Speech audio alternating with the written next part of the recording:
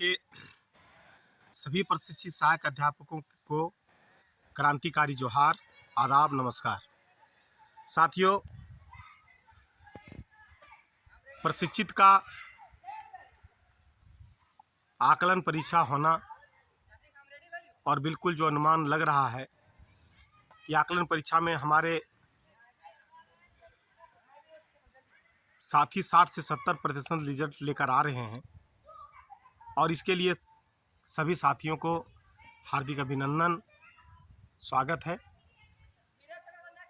हम लोग शुरू से यह देख रहे थे कि कुछ लोग आकलन परीक्षा को लेकर के, नियमावली को लेकर के तमाम बिंदुओं पर भ्रम फैला रहे थे, लेकिन नियमावली लागू हुआ, 4% की वृद्धि हुई, मेडिकल मिला, अनुकंपा पर जीत है, अनुकंपा पर जो हम लोग बात आगे उसके लिए बढ़ रहे हैं लेकर के, ईपीएफ और कल्याण कोष पर भी बातें आगे बढ़ रही हैं। हम लोग ईपीएफ और कल्याण कोष लेकर के रहेंगे क्योंकि हमारे लिए अभी वर्तमान समय में ईपीएफ और कल्याण कोष का लाभ लेना अति आवश्यक है, इसे इतर हम नहीं जा सकते हैं। दूसरी बात, आकलन परीक्षा विभागीय परीक्षा है। शुरू से प्रशिक्षित संघ यह कहता आ रहा है कि अगर हम विभागीय परीक्षा में बैठते हैं, पास करते हैं, तो कहीं ना कहीं वेतनमान, जिस तरह से बिहार दक्षता परीक्षा लेकर के वहाँ के नियोजित शिक्षकों को वेतनमान का लाभ दिया,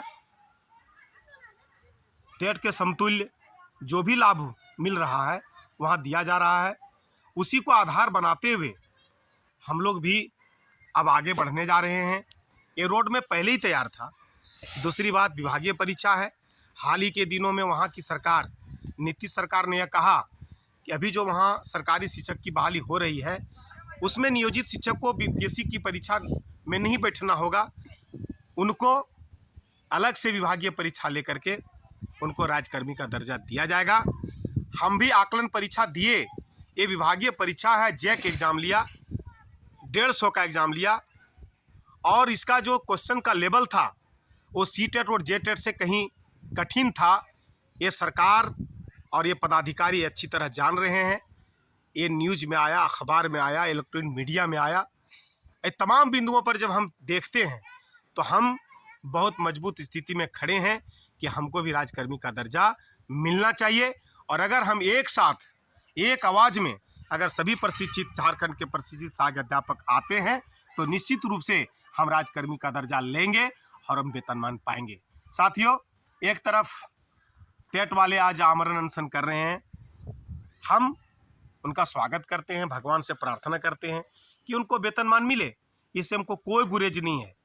लेकिन अगर प्रशिक्षित सहायक अध्यापकों से या प्रशिक्षित संघ के नेतृत्वकर्ता से अगर वह यह चाहते हैं कि उनका समर्थन मिले तो इस पर कहीं ना कहीं हम लोगों को भ्रम की स्थिति में पड़ जाते हैं।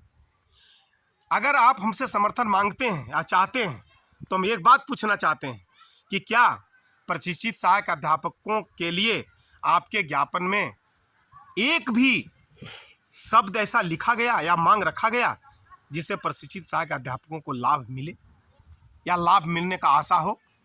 तो किस आधार पर और किस बिना पर हम आपके आमरण अनशन को हम समर्थन दें? ये सवाल उठता है और सवाल हम पूछते हैं क्योंकि हम स्पष्ट रूप से कोई चीज़ को रखते हैं और स्पष्टता के साथ आगे बढ़ते हैं। एकीकृत मोर्चा ने समर्थन दिया, हमको तो ये समझ में नहीं आ रहा है कि एकीकृत मोर्चा में अगर टेट भी हैं, प्रशिक्षित भी हैं, तो आज प्रशिक्षित के लिए उसमें क्या है? जो प्रशिक्षित एकीकृत मोर्चा में जो आज हैं उनको क्या मिलने जा रहा है, जो कि आज संजय दुबे जी और नेतृत्वकर्ता उनको समर्थन दे रहे हैं, तो प्रशिक्षित को उससे क्या लाभ है उनको बताना चाहिए। इसका मतलब है कि आज भी वही षड्यंत्र और वही चाल चलने की कोशिश की जा रही है, कि सिर्फ टेट को ही लाभ दिलाने के चक्कर में है और प्रशिक्षित सहायक अध्यापकों के लिए उनके पास कोई विजन नहीं है, कोई लक्ष्य नहीं है। लेकिन फिर मैं एक बार बता देना चाहता हूँ कि झारखंड राज्य प्रशिक्षित सहायक अध्यापक संघ बिल्कुल लगातार अपने सिद्धांत और विचारधारा में अडिग है। हम आकलन पास करने के बाद, परीक्षा तो हो गई है, रिजल्ट आने दीजिए, एक मंच पर आकर के, एक जगह पर आकर के वेतनमान की लड़ाई और राजकर्मी का दर्जा हम हर हालत में लेकर के रहेंगे।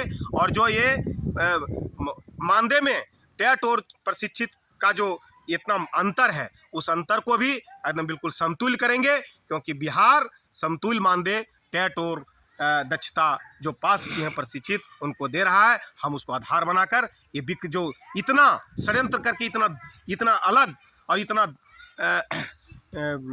मार्जिन जो रखा गया है मानदेय में, उसको हम लोग खत्म करने का प्रयास करेंगे। इसके लिए हम लोग आर पार लड़ाई लड़ने के लिए तैयार हैं और बिल्कुल सारा प्रमाण देते हुए हम इस मार्जिन को खत्म करेंगे, राजकर्मी का दर्जा लेंगे, ईपीएफ और कल्याण कोष का लाभ लेंगे और वेतनमान के लिए अनवरत लड़ाई लड़ते रहेंगे। धन्यवाद।